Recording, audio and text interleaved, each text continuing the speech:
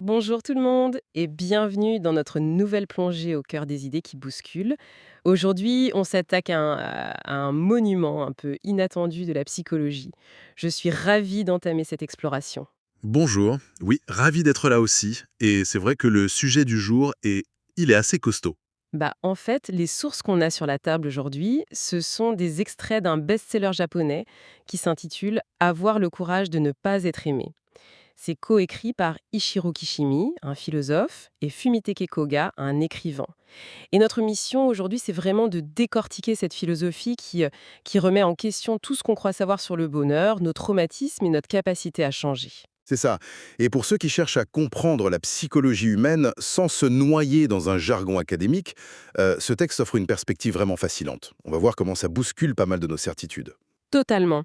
Ce qui est dingue d'abord, c'est la forme. C'est pas un essai théorique classique, c'est un dialogue socratique. Ouais, On y suit un échange hyper intense entre un philosophe très optimiste et un jeune homme cynique foncièrement malheureux qui vient le voir pour démonter ses théories, quoi. l'utilisation du dialogue socratique, c'est une méthode ancienne mais d'une efficacité redoutable. Le jeune homme, en fait, il incarne notre propre résistance face à des idées nouvelles. Hmm. Il pose les questions difficiles, il s'énerve même. Et ça permet au lecteur, ou ici à l'audience de notre analyse, de se sentir représenté. Notre but là, c'est d'extraire les concepts clés pour offrir de véritables révélations. Et ça commence fort, parce que dès les premières pages, on nous parle d'un troisième géant de la psychologie. Quand on pense psychanalyse, on a tous les mêmes noms en tête, Sigmund Freud, Carl Jung. voilà exactement. Mais là, le texte met en lumière Alfred Adler. Moi, je dois avouer que je le connaissais beaucoup moins. C'est tout à fait normal. Adler est souvent dans l'ombre du grand public. Pourtant, c'était un psychiatre autrichien contemporain de Freud, au tout début de la Société psychanalytique de Vienne. Et attention, il n'était pas un disciple de Freud. Et il faut bien le préciser, ouais. Ils échangeaient d'égal à égal.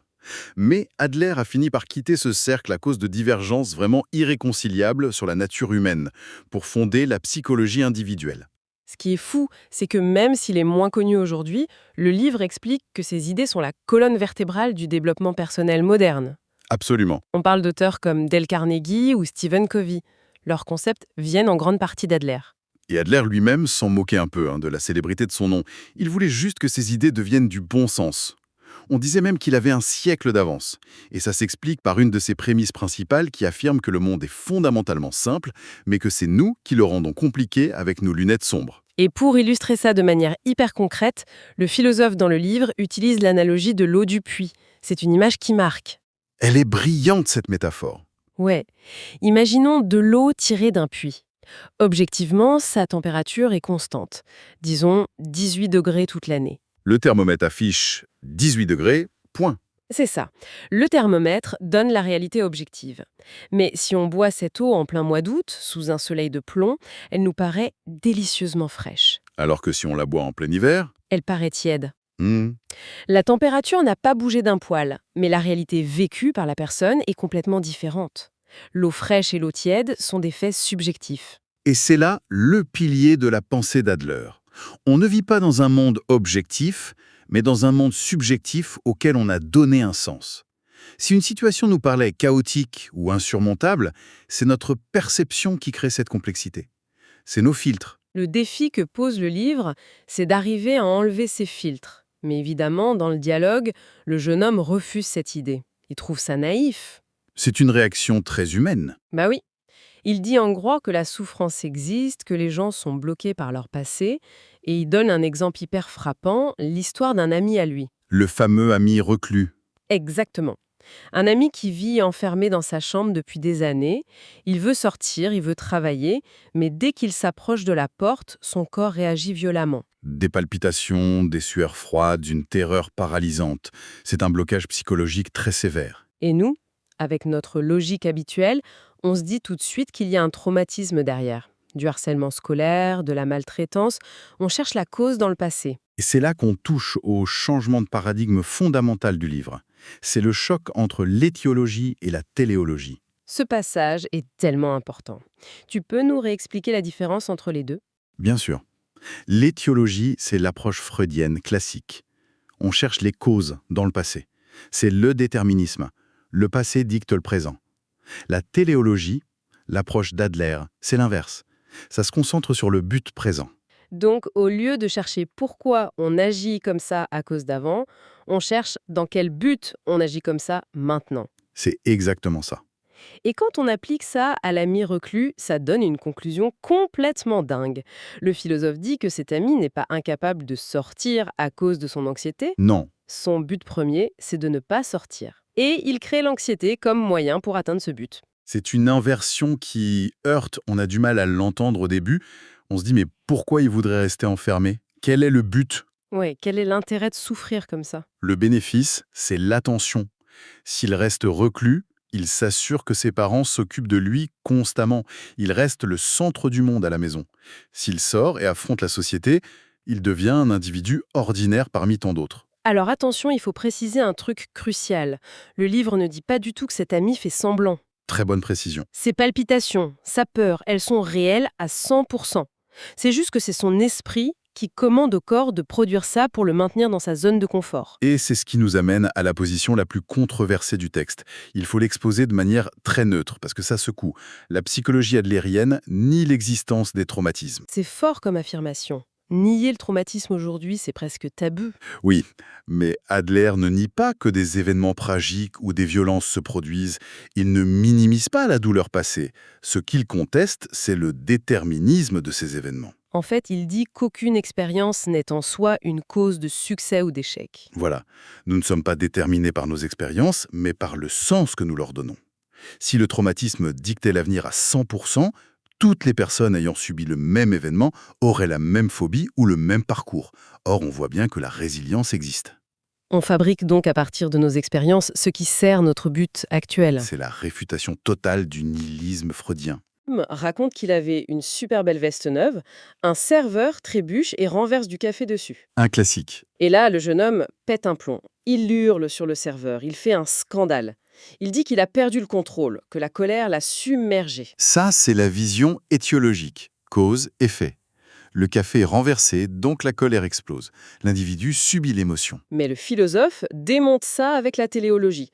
Il dit au jeune homme qu'il aurait pu parler calmement, le serveur se serait excusé, aurait payé le pressing, l'objectif de réparation aurait été atteint. Seulement voilà, argumenter calmement, ça prend du temps et de la patience. C'est ça, le but du jeune homme n'était pas de discuter. Son but caché, c'était de dominer le serveur, de le soumettre sans discussion. Et pour ça, la colère est l'outil parfait.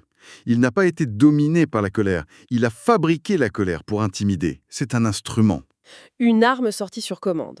L'autre exemple du livre qui cimente cette idée, c'est l'histoire du téléphone. Une mère est en train de hurler sur sa fille, vraiment une rage folle. Le ton est agressif, c'est le paroxysme. Le téléphone sonne, elle décroche en aboyant presque un « Allô ?» hyper poli. Elle discute pendant 5 minutes avec le prof, tout va bien. Elle raccroche. Elle raccroche et bam, elle reprend ses hurlements sur sa fille exactement au niveau de rage où elle s'était arrêtée. Ça prouve de manière flagrante que l'émotion n'est pas incontrôlable. C'est un outil qu'on range dans le tiroir quand ça nous arrange, pour faire bonne impression, et qu'on ressort à la seconde pour reprendre notre domination.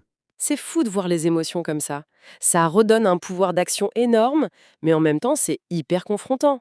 D'ailleurs, le jeune homme dans le livre se braque un peu. Forcément, il se sent démasqué. Il change de sujet.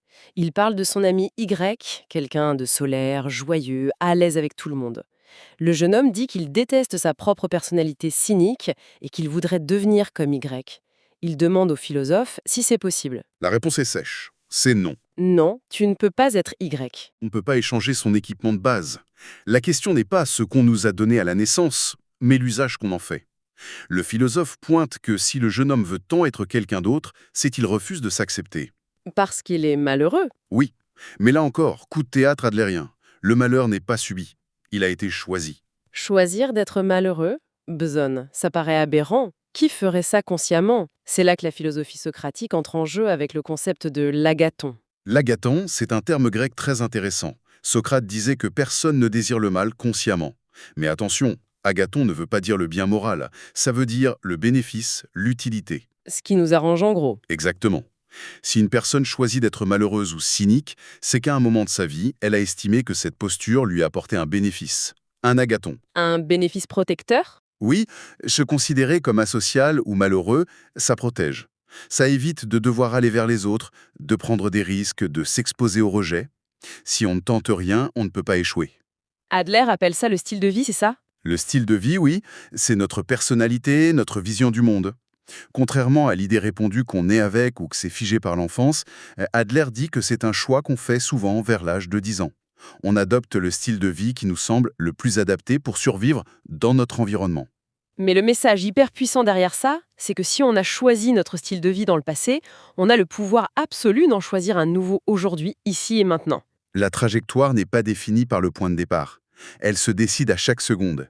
On peut changer de style de vie dès qu'on décide. C'est une remise en question monumentale. Si on synthétise un peu le terrain qu'on vient de couvrir, d'abord, on a vu que notre réalité est subjective, comme l'eau du puits. C'est notre perception qui crée le monde. Ensuite, on rejette l'étiologie qui blâme le passé pour embrasser la téléologie qui regarde nos buts présents, l'ami qui reste enfermé pour garder l'attention. On a aussi vu que nos émotions sont des outils fabriqués sur l'instant, comme la colère au café. Et enfin, que notre personnalité elle-même est un style de vie choisi pour nous protéger, mais qu'on peut modifier à volonté. Ça redonne le contrôle absolu à l'individu. C'est très inconfortable parce qu'on ne peut plus accuser le passé ou nos traumatismes pour justifier notre inaction, mais c'est profondément libérateur. Complètement. Ça demande du courage, d'où le titre du livre d'ailleurs. Oui, le courage de s'affranchir du regard des autres et de ses propres excuses. Un cran plus loin, pour laisser ceux qui nous écoutent avec une pensée un peu provocatrice. Allons-y. Imaginons qu'on applique cette téléologie stricte à l'échelle de toute la société. Si on considère qu'un acte n'est jamais le fruit d'un déterminisme ou d'une blessure d'enfance, mais toujours l'exécution d'un but présent, qu'est-ce que ça donnerait si notre système judiciaire ou éducatif fonctionnait comme ça, quoi? C'est le vertige complet. Ouais. Fini la notion de circonstances atténuantes liées au traumatisme. Si une faute est jugée uniquement sur le but qu'elle cherchait à accomplir à l'instant T, ça obligerait à refonder intégralement la manière dont on juge et on réhabilite les gens. Ça enlèverait l'excuse du « je suis comme ça à cause de mon passé ». Ça imposerait une responsabilité individuelle radicale. C'est un concept philosophique qui bouscule l'empathie moderne, mais qui pose la question de la vraie liberté humaine. Ça laisse largement de quoi réfléchir. Si on se sent bloqué aujourd'hui, quel est le bénéfice secret qu'on retire à refuser de changer? C'est une question qui demande un dialogue courageux avec soi-même. Ce sera le mot de la fin pour notre exploration d'aujourd'hui.